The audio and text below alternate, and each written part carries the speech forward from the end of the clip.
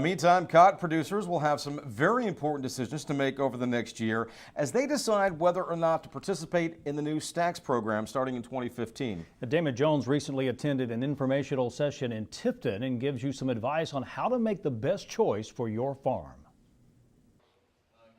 With the new STAX program going into effect next year, informational sessions like this one held on the University of Georgia Tifton campus are becoming increasingly important. That's why producers from around the state were in attendance to learn more about this plan that gives them more protection. This seemed to be the best thing, and basically what it is to cover you in those shallow losses before you get down to crop insurance, which could make the difference in a successful year on the farm or maybe one that's not. While the basic reason for this program is simple, the decisions farmers will have to make about which coverage option to choose will be anything but.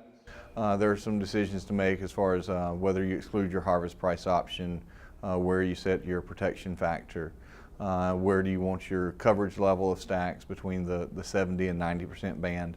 With next year's deadline quickly approaching, it's important for producers to start evaluating their options when it comes to which type of coverage they want to choose, as each farm is different.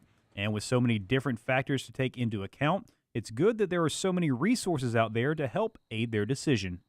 In the past, a lot of these decisions have been fairly cookie cutter, and now they're highly detailed. There's a lot of dials and levers that can be moved. And so I think one of the things they're going to have to do is look at these resources that are out there, some of these decision aids and decision tools, and also talk with their local FSA, their local extension, and their insurance agent to see what's going to work best for their risk profile and their individual operation. You know, there are a lot of decision-making tools that are available. They're available on our website, georgiacottoncommission.org. Some of them are pretty deep, and you're going to have to spend some time on it, but each farmer is going to have to look at his numbers and make his own decisions. One of the main questions for the producer is just how much protection will STAX provide? And the main component to this answer is how the estimated yields will be determined in the individual counties. So we're not looking at NASS data, we're looking at RMA data, what they have on their file on their computers. And then RMA is looking at a yield trend. So they're looking at what's the trend, what's the historical trend within that county. Or they can look at the higher of the 5-year Olympic average. So if you take 5 years, you drop the high, drop the low, do the average then. Whichever of those yields is higher is the one that's going to be used for STAX.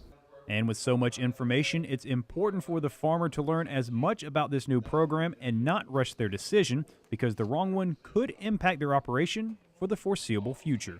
Take your time making these decisions, because for crop insurance, it's a 1-year decision. You can come back next year and make a different decision. On the FSA side, it's a 5-year irrevocable decision. You're going to be stuck with PLC or ARC, whichever one you choose on those specific commodities. Reporting from Tifton, I'm Damon Jones for the Georgia Farm Monitor.